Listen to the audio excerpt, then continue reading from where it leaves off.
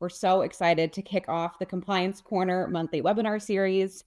So we can jump in and get started. So I'm Elizabeth Strickert. I'm the Director of Content Marketing here at A-LIGN. And today I'm joined with the wonderful Patrick Sullivan, who is our VP of Innovation and Strategy.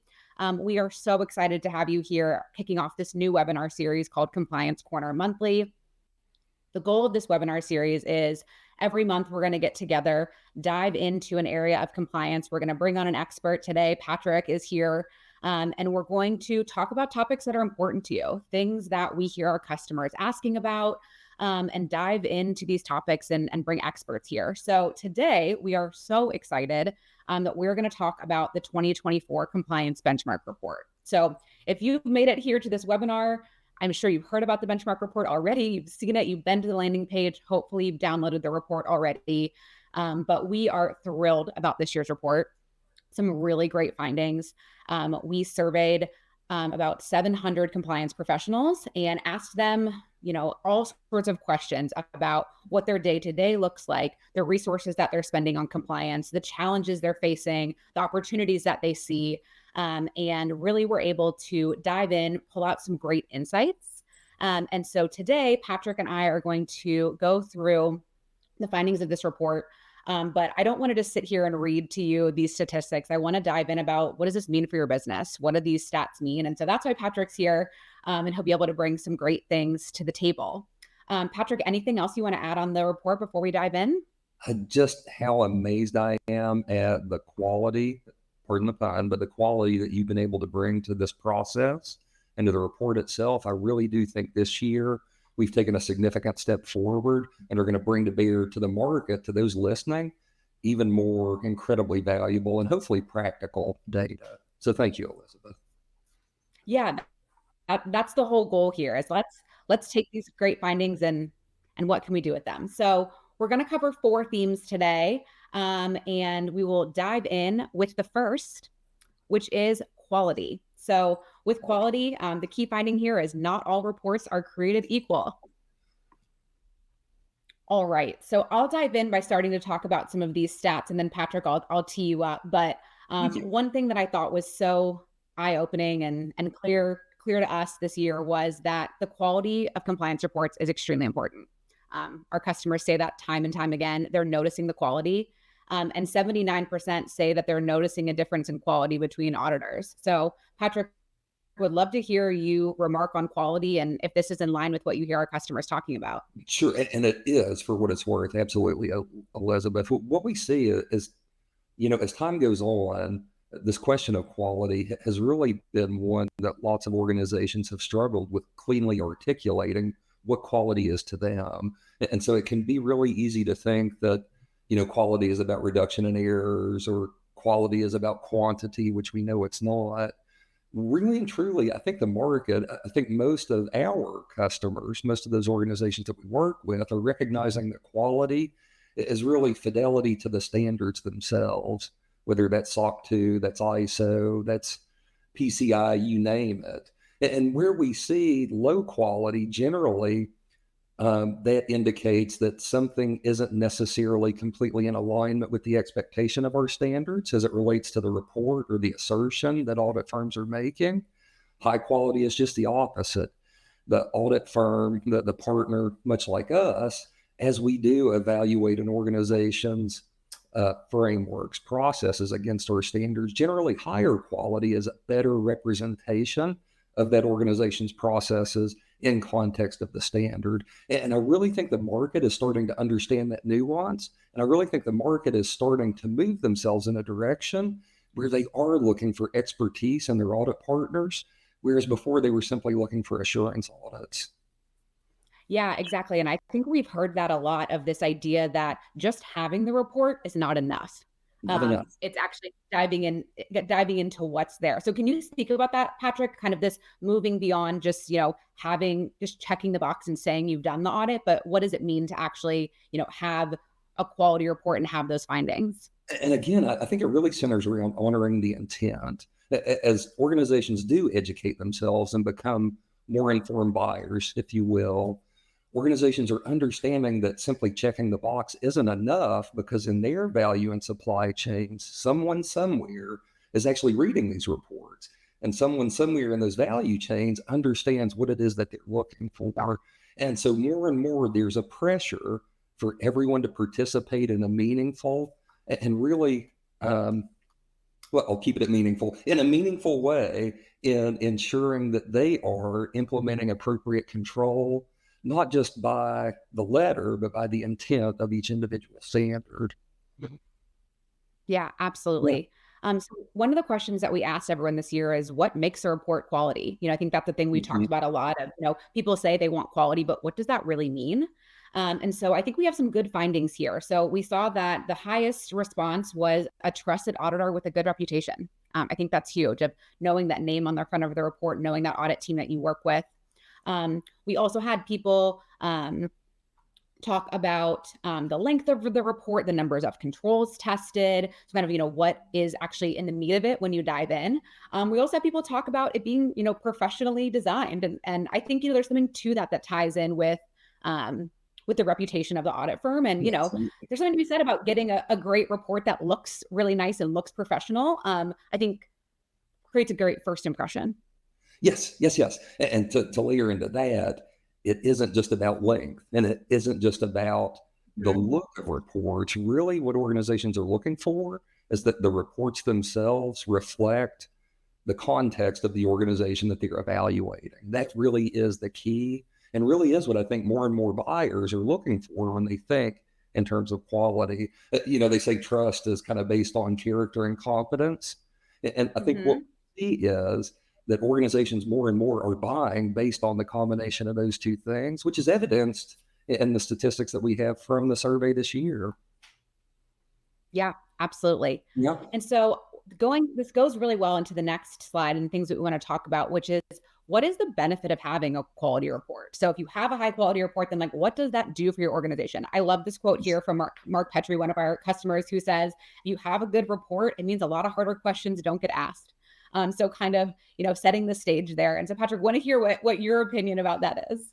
Oh, and that's absolutely true. Mark is an absolute professional and knows exactly what he's talking about. Not only when you do have a quality report, a report that really reflects the context of your organization, or fewer questions asked, but the fewer eyebrows are raised. Again, the market continues to educate itself, and so today we have people that really understand what it is that they're looking for when they review a SOC 2 report.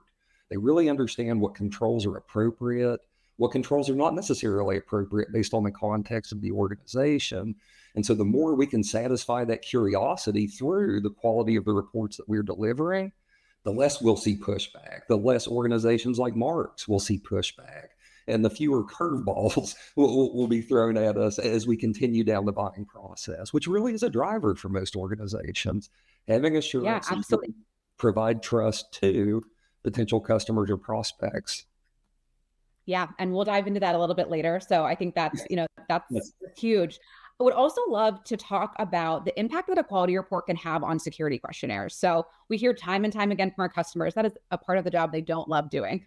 Lots of No, extra security questionnaires, they're no. time consuming, it takes a lot of time. You've gone through the process of having this great audit, presenting all of your evidence, and then you share the report and people are still asking more questions. So what Yes. is your thought on that, Patrick? And how can a quality report kind of help alleviate that process? Well, and first of all, let me say, those of you that are dealing with security questionnaires recognize that some prospects just don't understand what it is you're telling them. I recognize that. But Elizabeth's short answer, what quality reports do for organizations is offer confidence that they can articulate to their customers how they are being responsible, how they are being mature in protecting the privacy, the security of the potential customer data that they might be handling.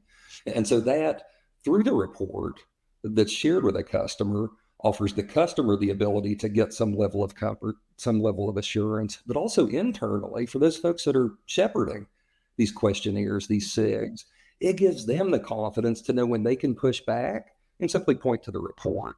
So I think it's a win-win across the board. Again, recognizing that there isn't 100% opportunity to step out of answering or satisfying security questionnaires as they roll through. Yeah, I wish that was the case, but I think that Let's do it. yes, exactly. So, Patrick, before we move on to the next theme, anything else on quality that you wanted to make sure that we talk about? Well, and I think this is a really big thing. One of the things that we as an organization believe in is partnership. And so, I mentioned as we kick this off that quality is really about honoring the fidelity of a standard in context of an organization. That presupposes that there is a solid partnership, a solid relationship in place between an organization and their assessor firm. And so I don't know that I would say organizations can deliver quality if they haven't taken the time to build that partnership, to build that real relationship. I think it's that vitally important. I think that's a great point, Patrick. Well, thank you. All right. We will move to the next theme here, which is efficiency. Yeah, absolutely. Companies have to do more with less. We have to be efficient. This is a big one.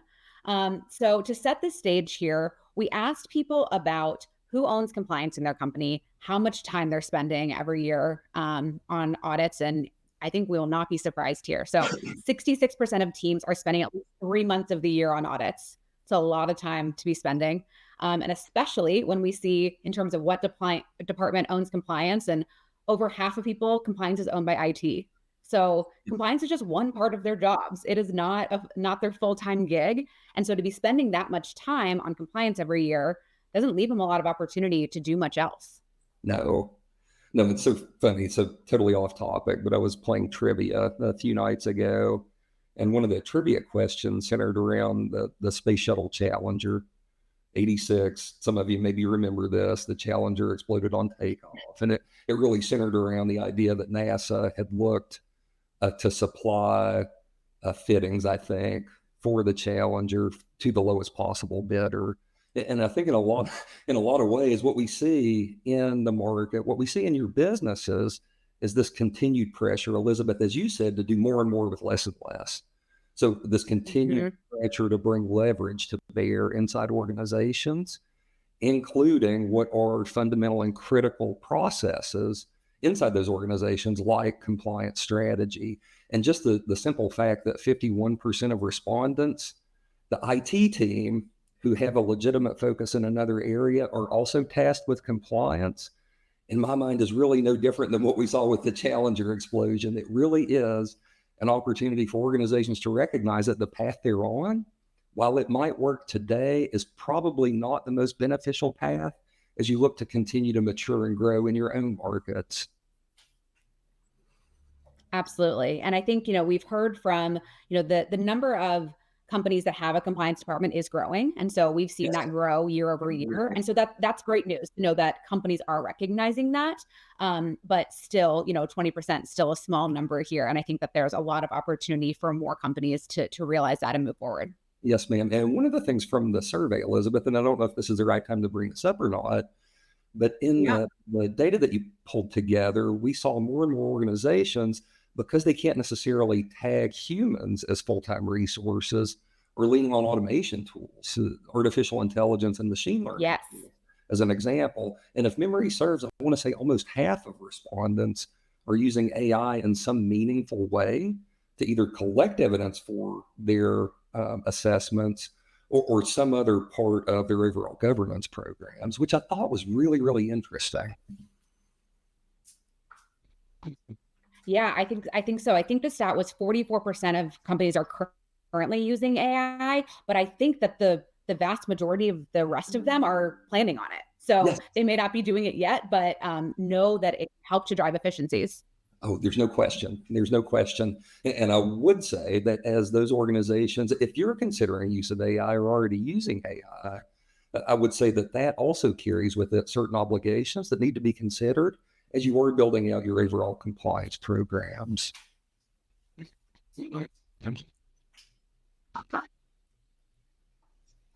Absolutely. All right, so let's talk about what an efficient process would actually look like. We see here that almost half of people would switch providers for a more efficient process. And so let's find out like what would actually make you want to switch. We ask people a lot of times about, the number of auditors that they're managing, the number of audits they're managing, and everyone understands that consolidation would really help them. And I think 96% of people say it would save them time, money, or both. But Yes. people aren't doing it. So Patrick, wanted to have you talk about like why are people not consolidating when they know it could save them time and help them be more efficient? Yeah, and Elizabeth, an extra layer onto that stat, to your point, 96% of respondents, so effectively every respondent, said, yes, we know if we consolidate that we'll save time or money or both.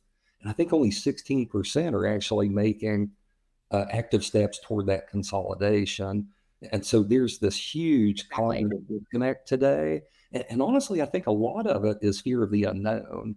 That, we all get in situations, compliance is no different, wherein we become comfortable with the process, even if the process is very uncomfortable.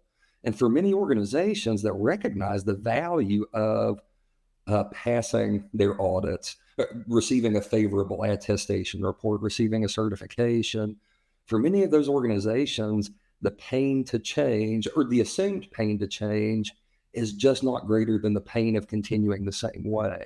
And that's a very unfortunate thing because what I think most companies will find is when they do step back and think more strategically about performing some sort of integration to some degree, the pain really isn't that great. Now, granted, any new process can be difficult at first, but it's certainly worth making a move, certainly worth the effort to move if that initial fear can be overcome. And Elizabeth, that's really what I think it is. I think so too. Yeah, change is difficult. Change can be hard. It can be hard to get people on board to do that. But I think those who have consolidated and who've found ways to be more efficient are really, really reaping the benefits. Oh, there's no question. There's absolutely no question. And not only are they reaping direct benefits, but what we see is through that consolidation and integration, we form a new system that has emergent properties. And we see some real innovation coming from these organizations centered around their compliance programs. They really do have an opportunity, a different vantage point, if you will, to think differently about what they're doing, which has just been totally eye opening for me. Yeah, that's a great point, Patrick. And I think, seeing Megan Hester's face on this slide, I think is a great example Yes. Yeah. of someone who has been able to have that innovation and take her compliance programs to that next level. Because once you can have the base things taken care of and have those efficient processes, it does leave that room for innovation and doing things differently and being more strategic. Oh, no question. Absolutely no question, Elizabeth. Amazing. All right, let's move on to our third theme, which is about building a culture of security. So I think this is something that I'm really excited about. I'm hearing this more and more out in the marketplace. I was attending Drawdiverse last week, and there's a lot of CISOs on the stage talking about building a culture of security and what that means for their business. And this ties into what we were saying earlier, Patrick. It's more than checking a box. Oh, no. It's about how you build security in every layer of your business. Yes, no question. And it's so All interesting. right. Sorry, Elizabeth, I think I Oh, had a no, go little. ahead, Patrick. Go ahead. Oh, no, man. I was just going to comment on culture and how important it is. I've seen a couple really, really cool definitions of culture. The first being a culture is an organization's collective attitudes and behaviors. I've also seen culture just simply defined as the people's relationship with the organization itself. Regardless of the stance you take on this, Elizabeth, to your point, to really effectively mature cultural change is absolutely necessary, absolutely necessary. Attitudes and behaviors toward whatever the change in question is have to be modified, amended, and supported in such a way that the people inside the organization can do what needs to be done to really create the successes that you're looking for, which, Elizabeth, I think you have next up here. So I apologize to interrupt. No, that's great. This is a perfect lead in here. So this right here is my favorite stat from this year's report. We asked people about the driving force behind their compliance programs. So in previous years, you won't be surprised to learn that the number one factor is regulatory requirements. So that makes sense. That's the thing people are, you're getting those certifications to check the box there. But in previous years, the other top answer was mandates from the C-suite or from the board. So that means that, those above you were mandating that you get these certifications, that you check the box in those areas. And so these two answers on the screen, validating controls and establishing trust with customers, were actually the lowest answers last year. This year, we saw a huge jump with both of these answers in the reasoning and the drive behind compliance, the why behind compliance, which I think is huge. I think that this goes to show this shift from doing something because it has to be done to really understanding the underlying importance of compliance, the role it can play, building trust, and actually having security within your organization. And so this gets me really excited to see that not only is like A-LIGN really excited about this, but that our customers are seeing this as well. Same, Elizabeth. And to your point, for years, we've seen board mandates. I mean, most organizations, the board is responsible for mission, financials, and risk mitigation, minimizing potential harms to those first two things being realized. And so for years, boards have said, we recognize compliance as a big deal, risk management is a big deal.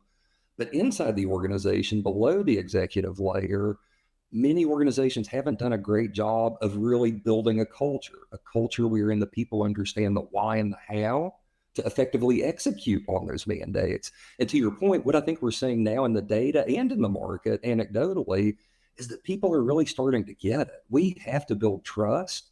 Business is all about building trust with other firms. If we're going to continue to do business long term, people have to trust us and we have to trust them. And one of the best ways to do that, again, pointing to your data, is to establish trust through some sort of assurance, through some sort of third-party validation that we as an organization are doing the right thing to be mature and protect that data that customers are choosing to share with us. So it's incredibly, incredibly exciting for what it's worth, Elizabeth. It really is.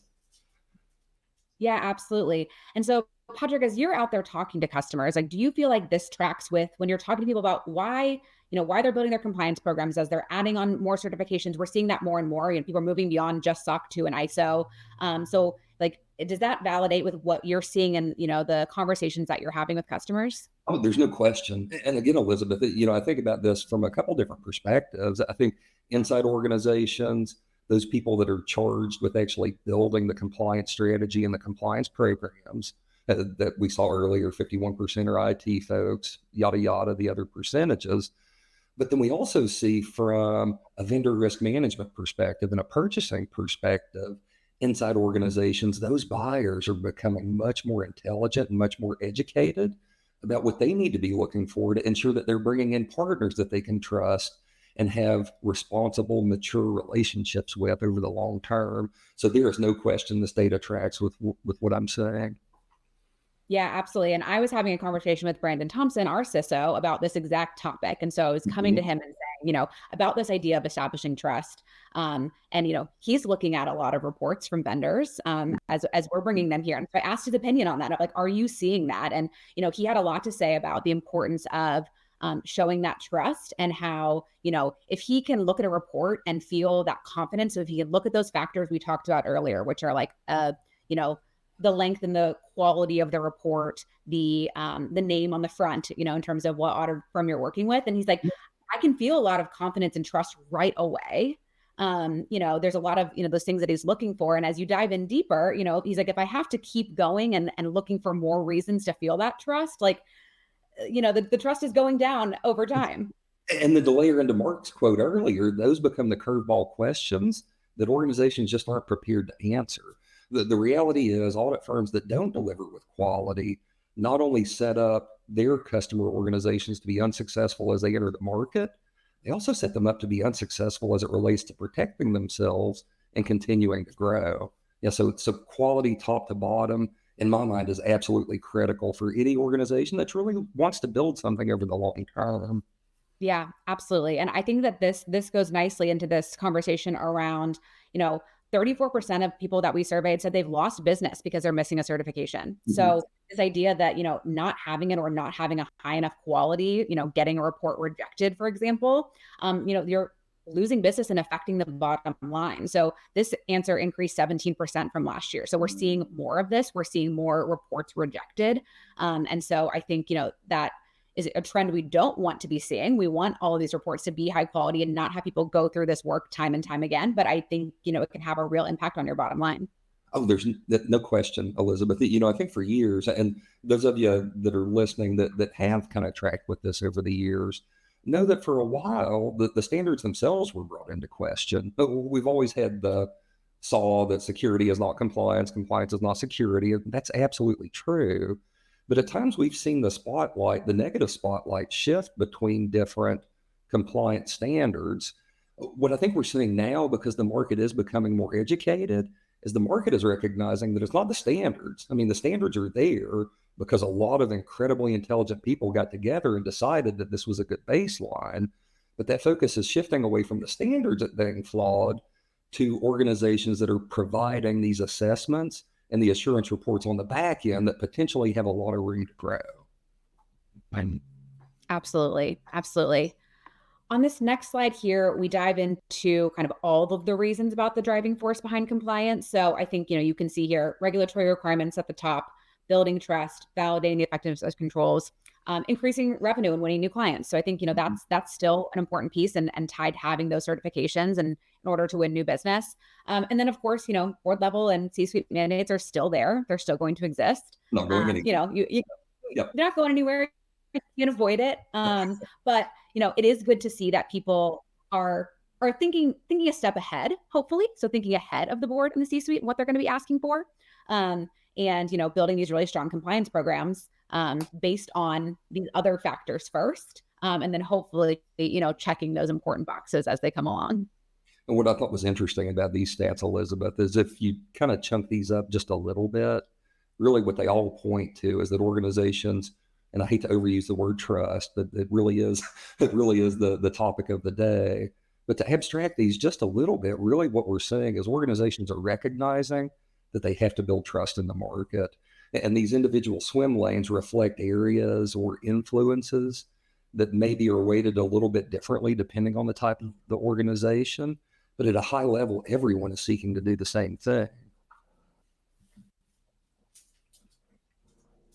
Absolutely. Yeah. Yeah. All of this is about trust, which is depending on what stakeholder it is, right? Whether it's building internal trust, building external trust, building trust with customers, with vendors. No matter what, like this, building this culture of security keeps coming back to that idea that you want to be trusted no matter what stakeholder you're talking to. It's first principles. Yes, ma'am. Yes, ma'am.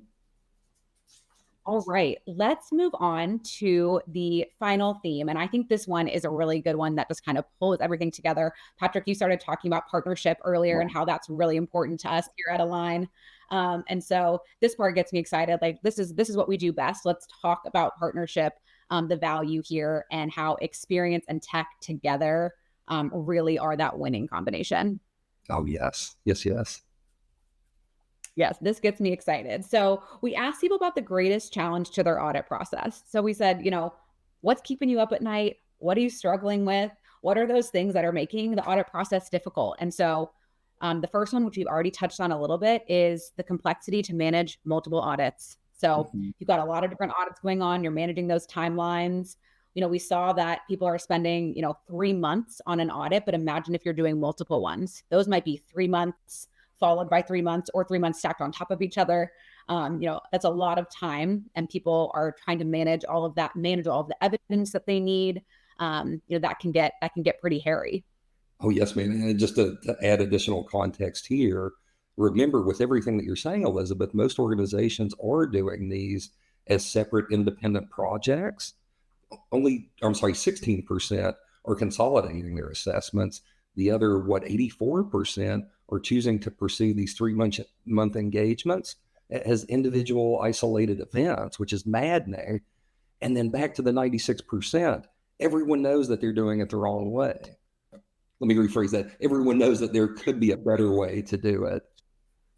Yes. That's the right way to look at it. Yeah, same thing. People are saying here, 15% of people said the biggest challenge is managing different auditors with different workflows. Like that, that's certainly if you have different audit partners, you don't have that benefit of consolidation. You don't have a team that the process, how to work with them. They might be doing things in different orders or managing them in different platforms. And that can be, certainly a painful process as well, especially when a lot of people are saying that limited staff resources is, a big challenge as well. So if you're one person or a small team trying to manage all of this, that can be a huge headache. Oh, a monstrous headache. And Elizabeth, this single slide, it really, I would love to tie just a few different concepts together for our listeners. Yeah. With that. So first and foremost, operations. I think anyone that's been in IT or in compliance for that matter recognizes that operations are really this combination, this Venn, almost like we see on screen, of people, process, and technology. And where those things combine, we have our operations. One of the concepts that we talked about last year with the benchmark was compliance operations and the importance of having the ability across your compliance teams to have some sort of consolidated people, process, and technology.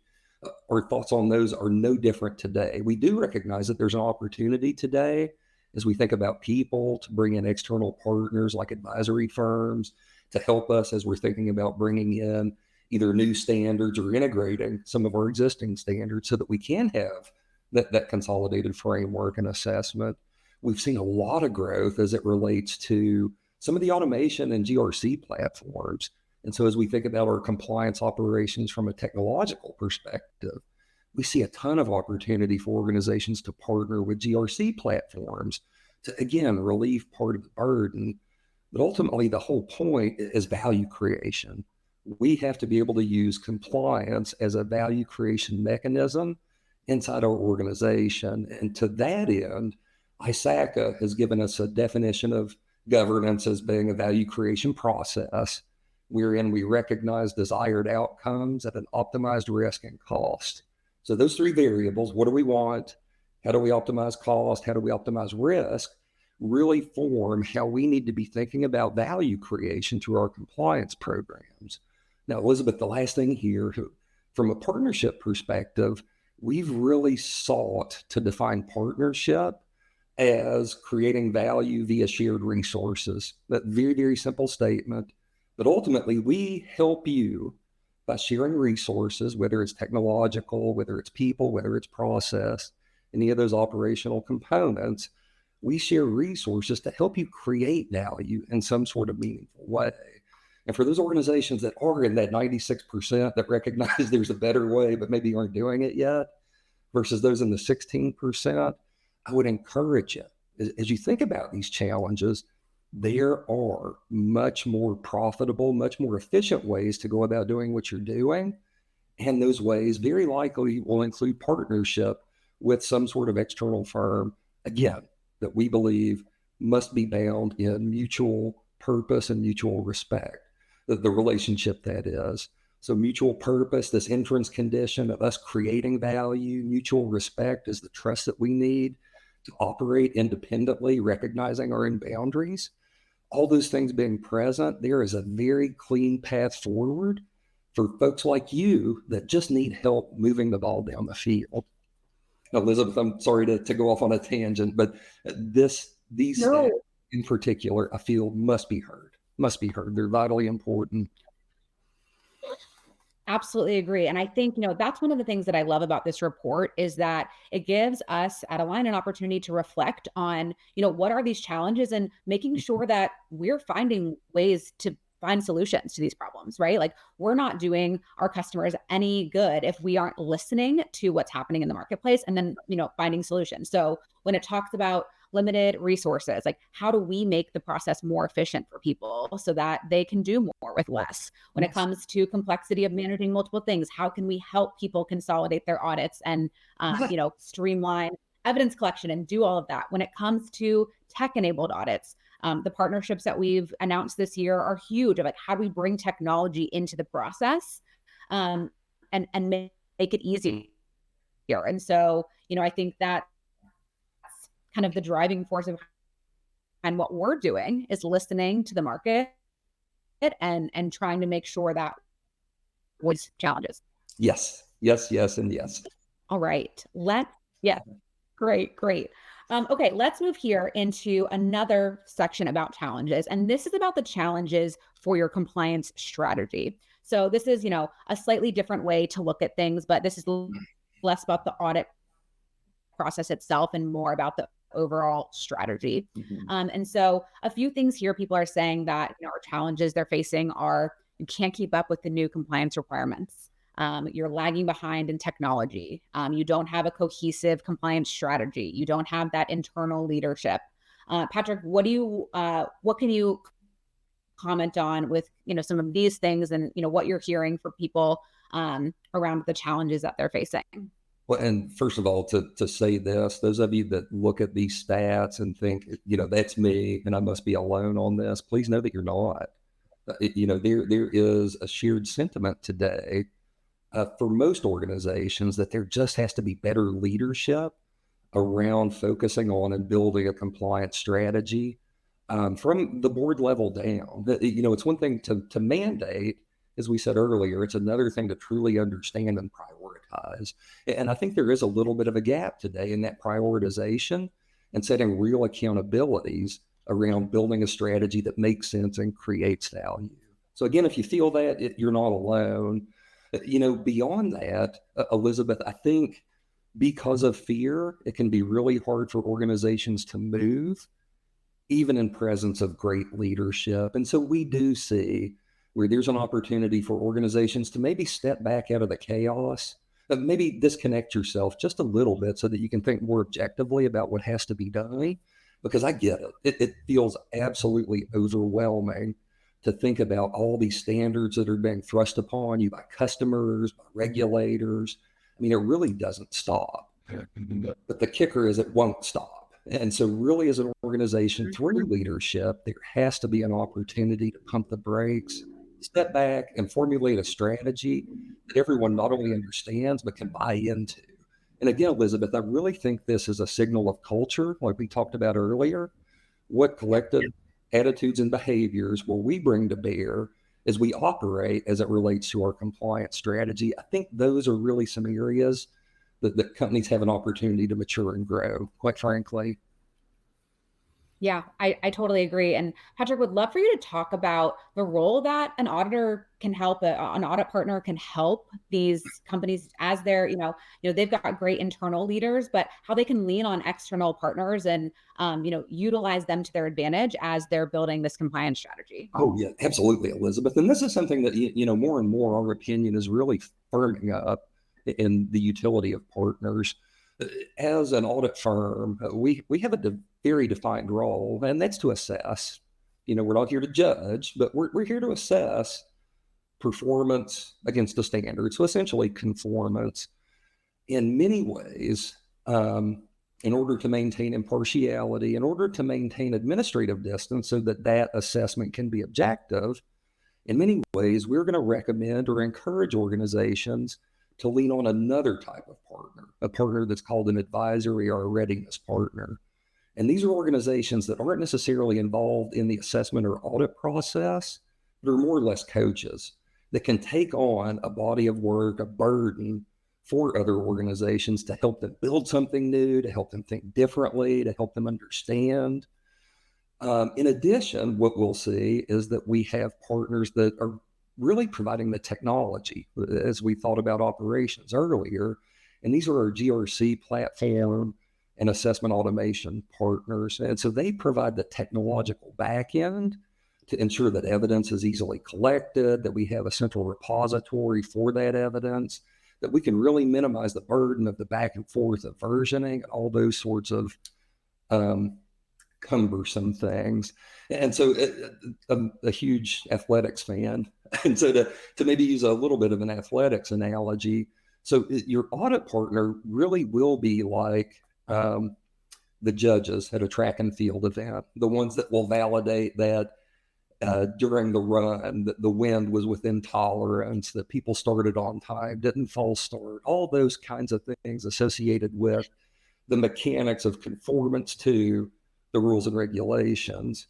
Your advisory partners are really going to be like your coach. They're going to step in They're going to be sure that if there are deficiencies, that they work with you directly to address those deficiencies, so that when it's time for that race, you have an opportunity to perform at your finest.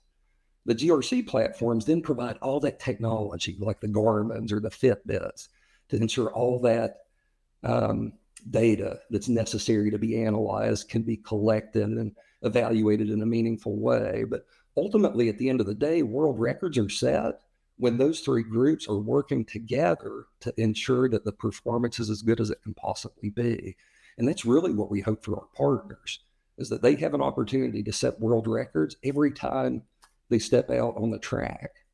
Elizabeth, I hope that in some way answered the question. Yeah, no, Patrick, I love that. And I think that that just goes to show, in this world where there's a lot of changing standards, there's, not a lot of time, not a lot of resources. It's not up to you to do it alone. It's about creating a village and having a team of people on Yes. your side. So as all of, we're talking about these challenges that teams are facing, but you don't have to find the solution alone. There's a lot of people out there. It's about building that team around you, so that you can create the best compliance strategy possible, but it's not just on your shoulders. Ever. You'll never have to do it alone. And the reality is, good partners will tell you how far they can take you and when it's time to hand off to someone else who can help you on that next stage of your journey. Yeah, that's a great way to look at that, Patrick. All right, so we are nearing the end here. So wanted to let everyone know that you can put some questions in the Q&A. It looks like we have a few things here already, so we can jump into some of those. But did want to remind everyone to make sure that you are downloading the report if you haven't already. So you can download it on our website. There's a banner right at the top that'll take you to the landing page. So make sure you check out the report. It goes way more in depth on these topics than Patrick and I can cover in 1 hour. So definitely jump in. There's way more stats there. It also includes kind of a benchmarking section at the end where we break it down by type of business, size of business, so that you can see how you stack up against your peers, which I think is really, really helpful for a lot of organizations. So I'll dive into some of these questions here. I like this one, Patrick. How do you determine who is a quality auditing company, and what are red flags that you should watch out for while you're searching? Oh, goodness. A really, really good question. So I think the easiest thing to address is red flags. So I think, brevity in reporting, and again, thinking in terms of SOC 2, brevity in reporting, as an example, SOC 2 is about criteria. So we have these trust services criteria that need to be brought to bear at a minimum security. Organizations then, through the assessment process, will provide controls that assessors, the audit firm, review and then validate. And ultimately, and I'm oversimplifying this, so for those of you that are very technical, I apologize, but ultimately that's what the SOC 2 attestation report is: trust services criteria, controls, and then validation of those criteria. When we see one word answers to our validations or acceptance of a particular control, or we simply see no answers where it's clear that we have a template for the attestation report, things like that absolutely have to be a red flag for you. In fact, those are the situations where it absolutely is your obligation to start asking questions.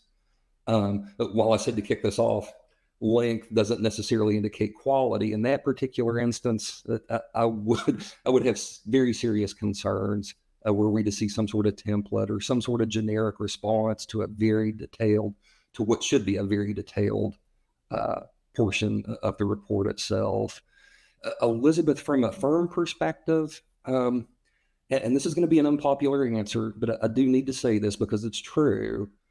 Generally, when we see prices that don't align with quotes that you might be getting from other providers, generally those need to be red flags. Just to say it as plainly as I can, there are different ways to compete. I think we all know this. We can compete on price, or we can compete on differentiation, actually bringing quality to bear.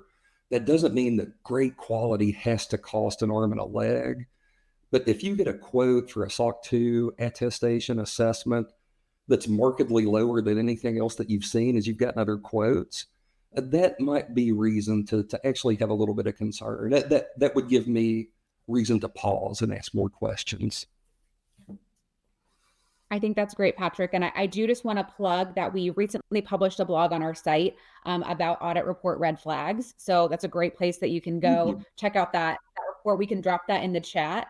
We surveyed a bunch of people internally to find out what are the things that they're concerned about. We talked to Brandon, our CISO. He had a lot of good things that he said about things he looks out for and notices in reports. So that's a great resource for you. All right, another question. This one's from David Weber. He said, "Are businesses successfully refusing to complete self-attested questionnaires when they do have quality independent reports?" So I think this is kind of going back to the security questionnaires that we were talking about earlier. And it really depends, David. I mean, this is a great question, and quite frankly, a question that everyone is trying to answer in the market today. Vendors, customers, I mean, everybody wants to get to a place that we can just say, hey, enough is enough. In some instances, we're seeing organizations really have an opportunity to say no, enough, no more, is where those organizations have taken the time to really understand what their attestation and compliance reports are saying, building education for potential prospects or potential vendors, and then leaning heavily into those reports and the customer prospect education. If your organization has taken the time to really educate folks about why you believe your attestation or certifications address what their concerns should be, in those instances, we're saying that pushback has been successful.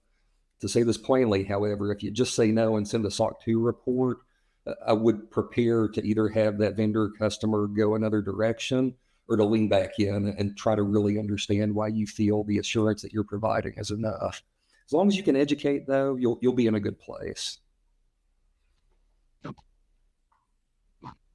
Awesome. All right, and I think we can take one more question before you wrap up. This one comes from Sean, and he said, "Why aren't one-page summaries provided with audit reports like SOC 2 so they can be shared with external partners or potential customers without an NDA?" Yeah, and so there actually is something called a SOC 3 report, oddly enough, meant specifically for the SOC 2, which is that summary. And so the whole intent of the NDA is that you as an organization are responsible for not sharing what could be sensitive information with prospects, which is sensitive information is absolutely what's included in your SOC 2 report. So you want that NDA just to be sure that these people aren't sharing your data with others. The SOC 3 report, however, is an abstracted version of the SOC 2 that you can link to directly from your website. You can make available to anyone who wants to see it without the need to shepherd and manage any other additional signatures. So if that really is what you're looking for, I would pursue a SOC 3 report, assuming you have a SOC 2 Amazing. type. Thank you, Patrick. Yes, yes. Amazing. All right. Anything else, Patrick, that you want to touch on as we wrap up here? I think that, these four key themes of culture of security, efficiency, partnership, and quality are so big for us in the way that we're thinking about, the market this year, and making sure that we're addressing all of that, all of the challenges that you all are facing. Patrick, anything else you want to add before we wrap up? Well, and something that you said earlier, Elizabeth, I just want to reiterate, and that is that you do not have to do this alone. In fact, you should not do this alone. It does absolutely take a village. It takes a group of like-minded individuals with the same goal to create something successful. Your internal compliance programs are no different. So I would encourage it, if you don't have solid partners that you trust today, begin the process of building those relationships. I think you'll find your experience through audit, through assessment will be fundamentally different.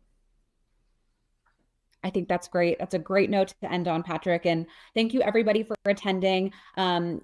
We are so excited to continue this Compliance Corner series. What we're going to do for the next couple of months is do deep dives on these four topics. We're going to bring on some guests, some partners, some customers. So we're so excited to continue those conversations. So we hope that you join us here for future sessions. But thank you so much for attending, and hope you enjoy the rest of your afternoon. Thanks so much. Thank you all.